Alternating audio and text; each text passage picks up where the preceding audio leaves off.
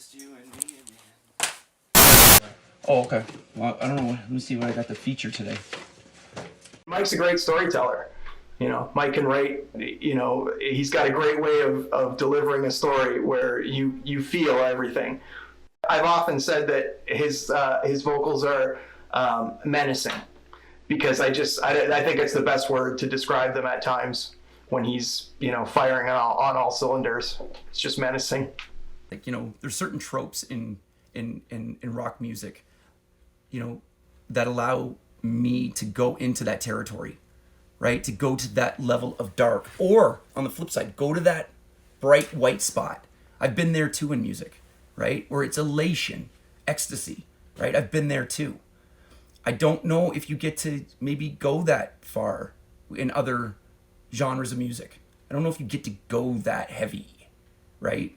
People don't want to necessarily always, it's not for every occasion, you know? I'd love to play a wedding, you know, but it's, you know, it's not a good idea.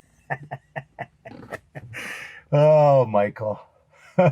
Like I said, Mike leaves something in rehearsal every time I told Mike he should be part marsupial, or what is it? Is it marsupial? Like a kangaroo, you know, he should have a pouch on him, because the guy doesn't have enough hands or pockets. And that's what I love about Mike.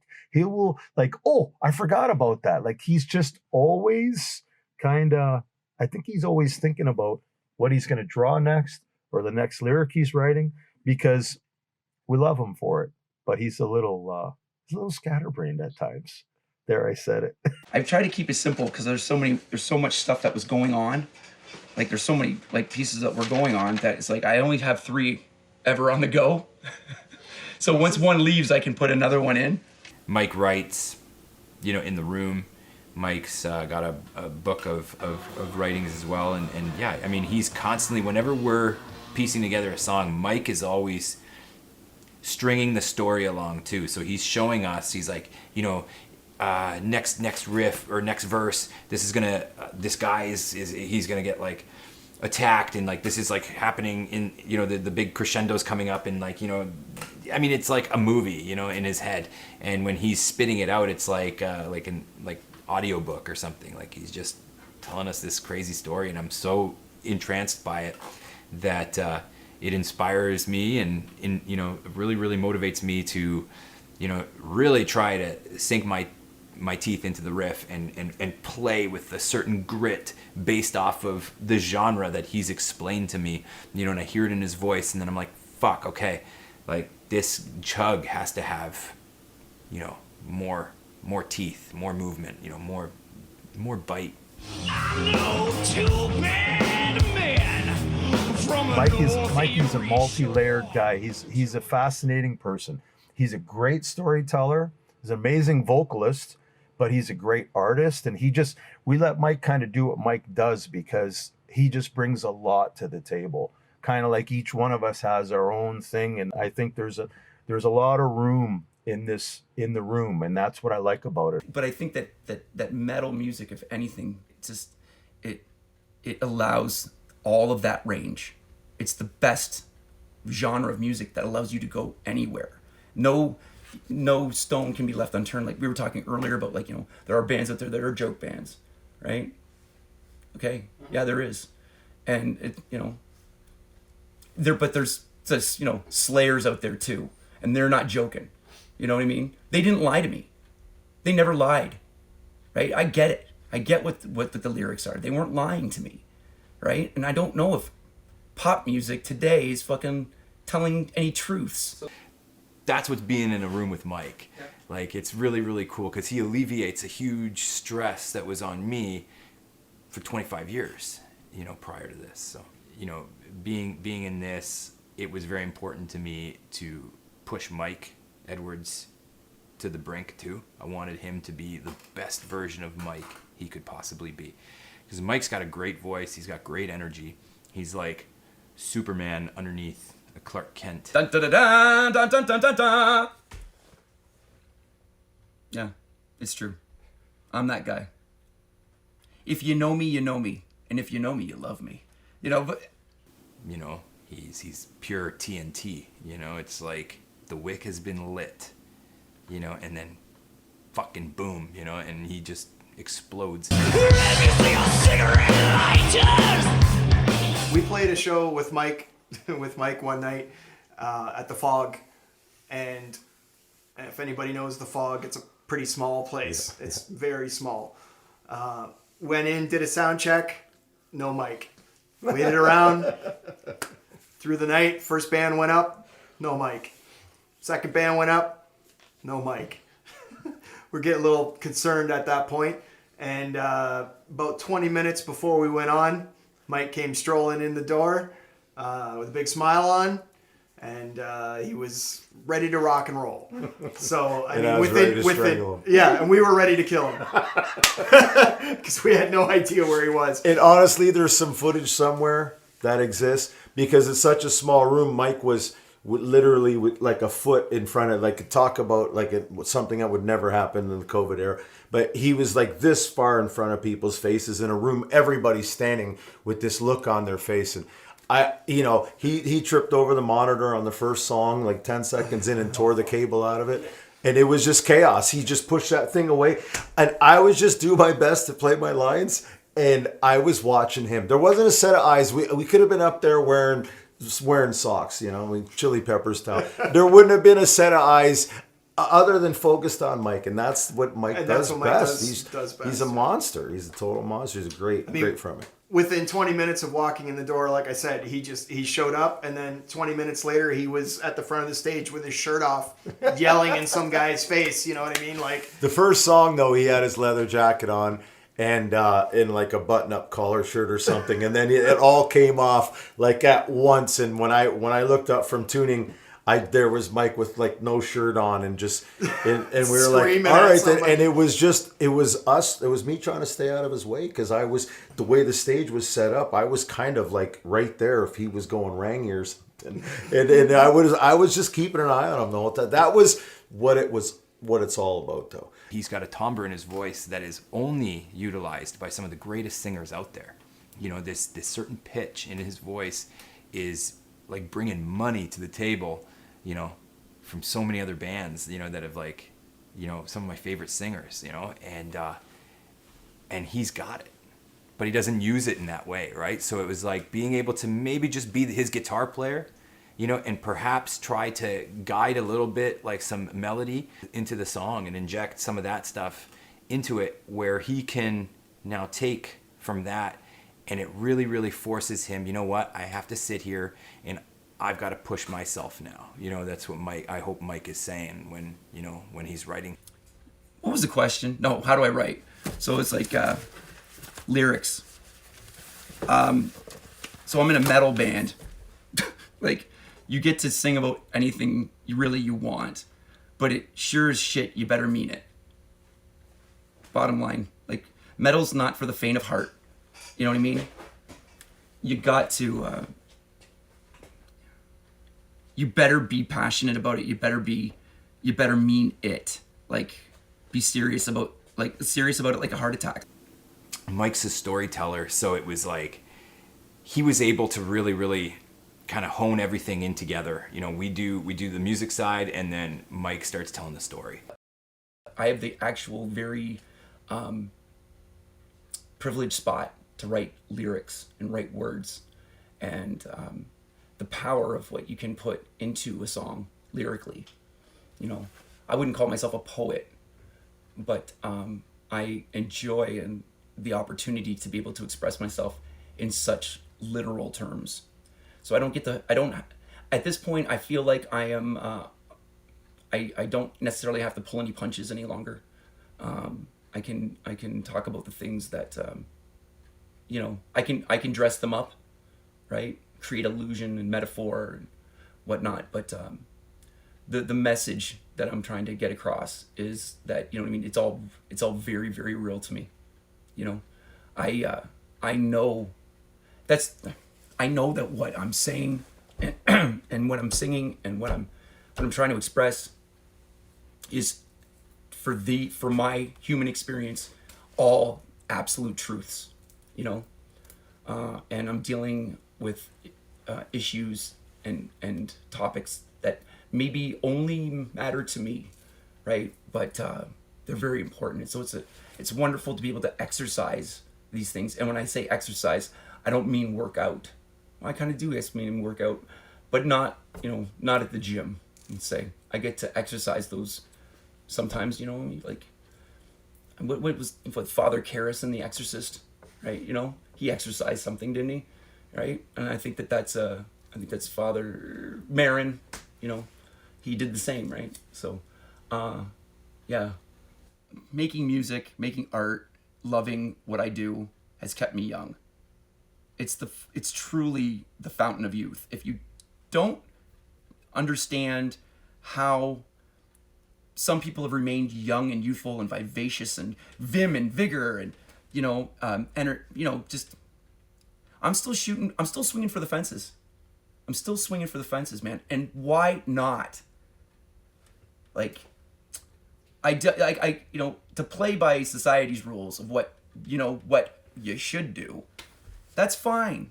You play it safe and call it what it is. I may not be playing it safe. I hope I'm not playing it stupid, but I sure as shit, I'm doing it the way, the best way for me. The only way I know how. That's what this is. Getting to be in a band like this right now is what I needed. It's musical therapy, we call it. It's fucking the cure for depression. I've got legitimate fucking gripes. Okay? I have an axe to grind. I really do. I don't care for it too much sometimes because it really gets in the fucking way. And it's caused a lot of problems. But it's also the source of where this battery pack of power comes from when I get a microphone in my hand and let it loose. And it's the best possible place for me to place all of that energy. Right? Because if it comes out and if I wasn't making art with it, I'd either be institution, a jail, or I'd be dead. So great, thank God for rock and roll. Thank God for metal. Like, that saved my life. And I can't speak enough about it. Like, we touched on something just earlier about elitists. You know what I mean? And when I see somebody's fucking nose turn up, right? For no other reason than they perceive it to be, oh, it's that kind of music. Fuck you. This one's called Grease Monkey and the Monkey Wrench and is dedicated to two fellas that they may or may not be in this room. Their alter egos, though, are. Rock and roll.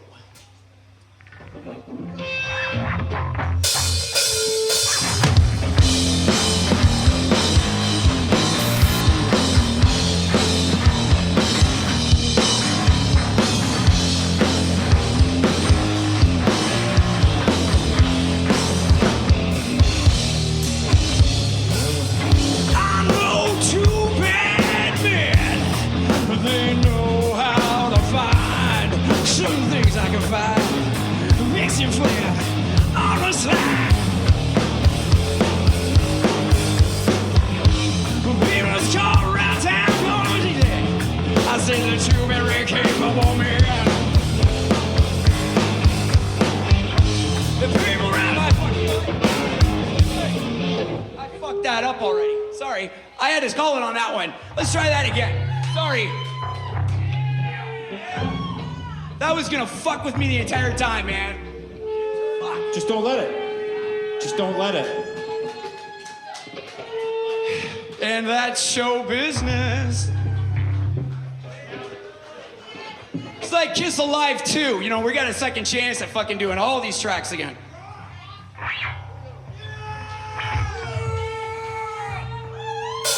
Yeah!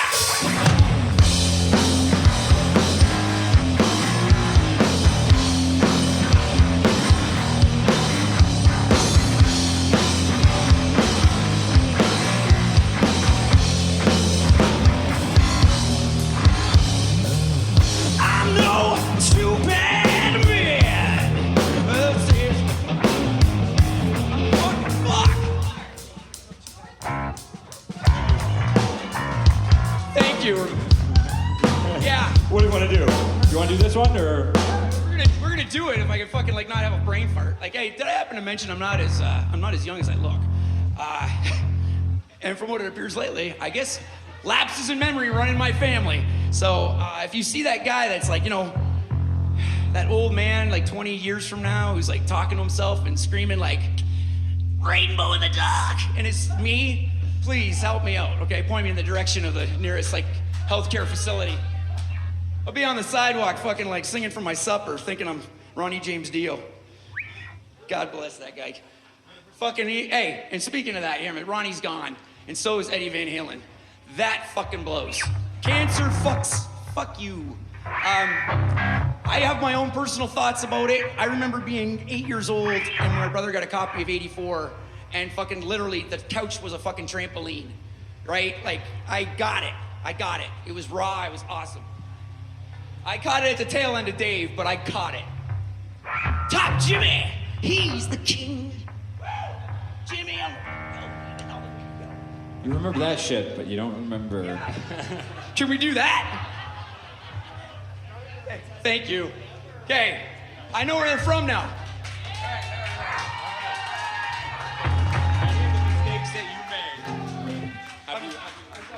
See, that's why Ray's here. Quality control, what's that? Yeah. Fuck. Sorry, Dwayne. Yeah, seriously, I do know these songs. I do.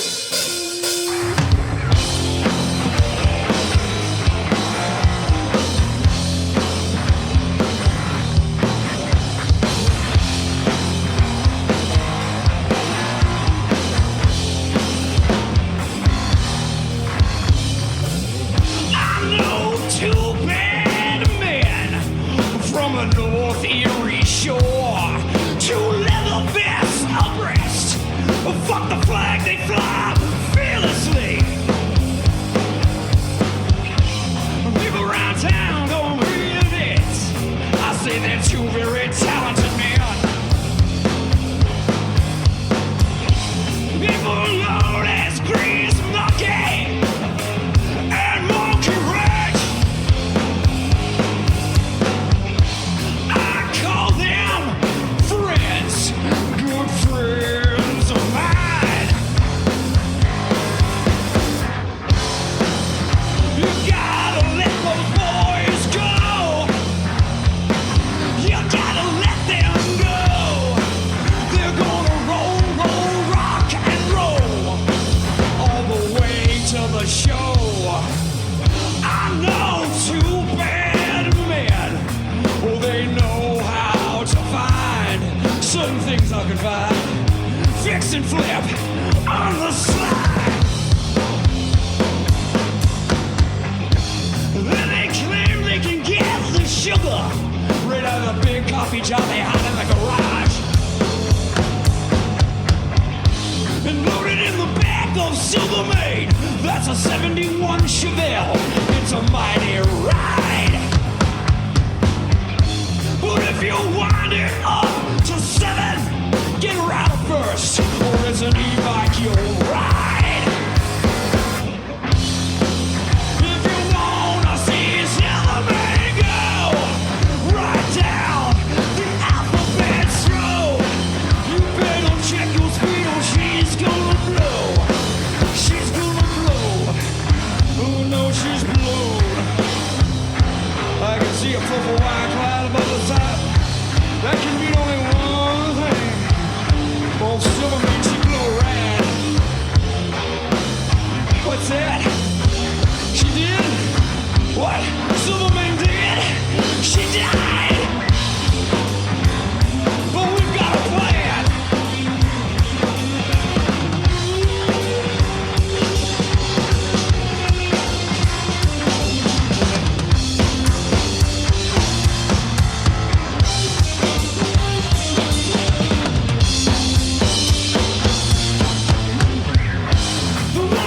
Grace Monkey, he's a big man with a blueprint plan. His last supper meal would be pizza pie, yeah! The one they call Monkey Ranch. He says that Grease Monkey can be forgetful, so he keeps him on edge. He keeps him uptight, that's right, they are a pair.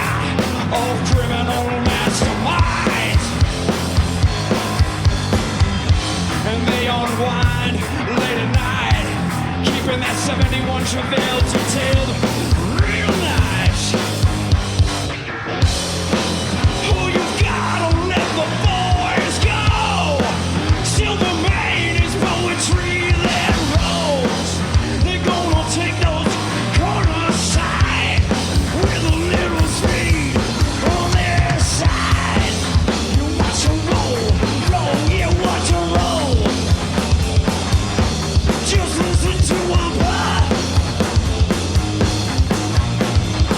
600 horse always hits the light first.